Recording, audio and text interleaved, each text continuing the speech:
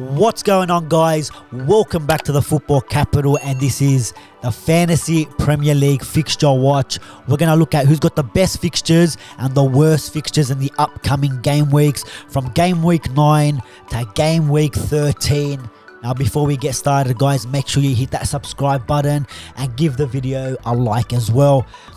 Let's get straight into it. Now, look, the FDR, the fixture difficulty ratings, they're all from the Premier League website. I do not agree on a lot of the ratings that some of the teams have, but look, let's work with that at the moment. If you want a better, or if you want an accurate FDR, Fantasy Football Hub, I think they use a bit more data, a bit more stats, all the XG and all that sort of stuff. They take form in consideration, they take injuries and all that sort of stuff. So if you want a better FDR ratings for some of the teams, the Fantasy Football Hub is where it's at. But let's use the fixture difficulty ratings from the Premier League site. Now, this one on top with the easiest fixtures is Leicester City. Leicester City with a fixture difficulty rating of 10 there, as you can see. Now, Leicester, 7 games, 0 wins. And with some of these games coming up, I don't think they're all a difficulty rating of 2, but let's work with it. Look, you got Leicester City, game week 9 up against Nottingham Forest, away to Bournemouth, Crystal Palace at home, Leeds at home, and then in game week 13 away to Wolverhampton. Now, Leicester City, one of the worst teams in the competition at the moment. Like we said, 0 wins from 7 games. But look, a player from their team, if you were to bring him in, this could be the run they need. This could be the run Leicester City need to get a win on the board, to get a few more goals on the board, and hopefully along the way pick up a few more clean sheets. Their main man this season, no, it's not Jamie Vardy, it's Maddison. He's been their star performer at the moment in a poor Leicester City side. He's only blanked in 2 game weeks so far. That injury in game week 4 to Chelsea that he didn't play in. Blanked against Manchester United and against Brighton, but you've seen him get himself a goal against Arsenal, assist against Brentford, Southampton gets himself a goal, and also against Tottenham. So he's only, let's have a look here, he's only owned by 6.1, so that could be a good differential as well. 7.9 million as well for a midfielder, so he is a little bit high in that regard, especially in a poor performing Leicester City team. But we know he gets the goals, he gets the assists. Do we have to sacrifice a player to maybe bring him in?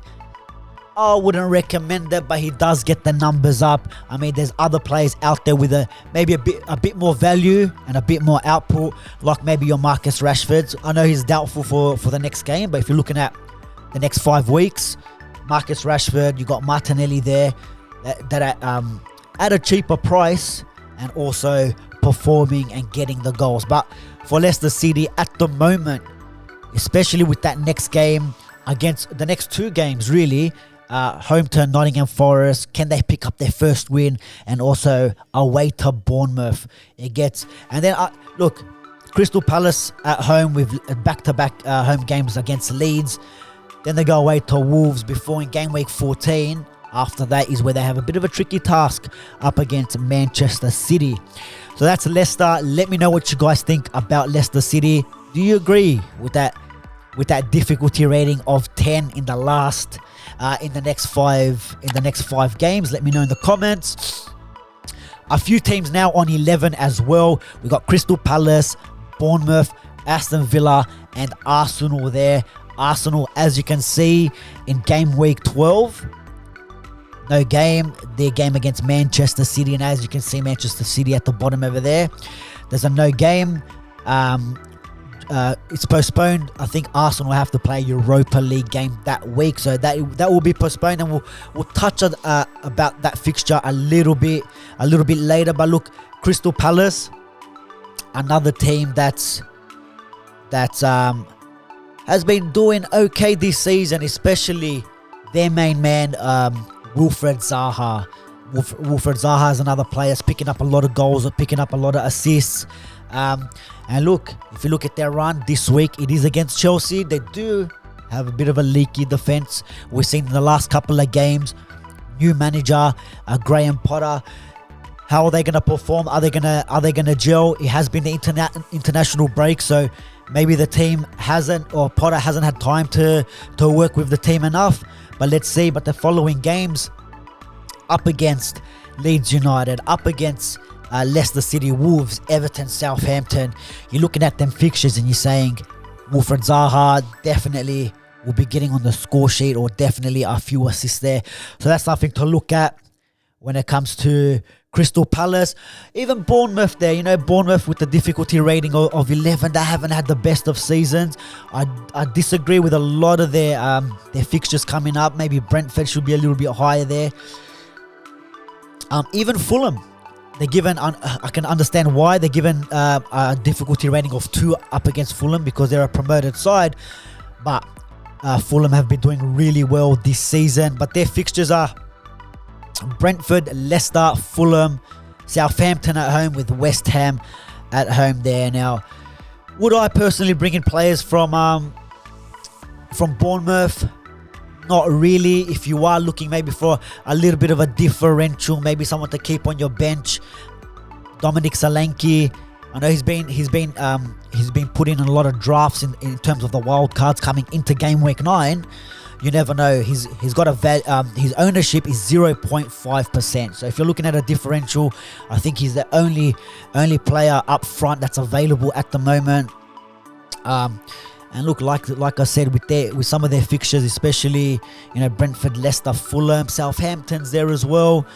He could pick up a few goals or assists. I wouldn't go for him, but Brentford sit also on that 11 difficulty rating, same as Aston Villa and also Arsenal. Now look, Arsenal is at 11, but if they had Manchester City in that game week 12, you're probably looking at a difficulty rating of even 16 or 15 there. So they would literally drop at the bottom of the pack. And that's something also to look for with the Manchester City and Arsenal game in game week 12. If you guys have 3 players from Arsenal, 3 players from Manchester City, use the next couple of game weeks to maybe rotate or transfer some of them players out. Otherwise, you might have to use a wild card. You might have to use a free hit, or you might have to take a point deduction, because if you got 3 players from each team, they're not playing. There's 6 players out. You can sub in, maybe transfer 3 players, amongst the City and Arsenal, and then put the other 3 on the bench. So it's not just looking at game week 9, guys. It's also looking at the game weeks leading up to game week 12 and 13. So you must plan ahead. You don't want to get to game week 12 and be stuck because you got Martinelli, Jesus, Saliba, also De Bruyne, Haaland, and maybe Cancelo.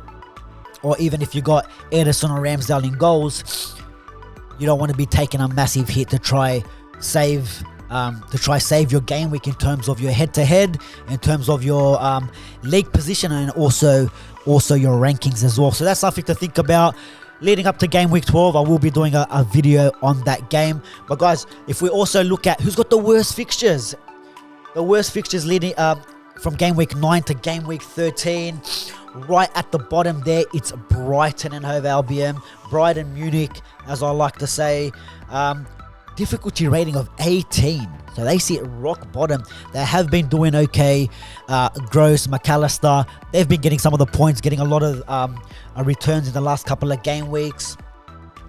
But with their fixture difficulty rating of 18, look, maybe you want to start looking to avoid some of their players, especially with Liverpool, Tottenham, Brentford.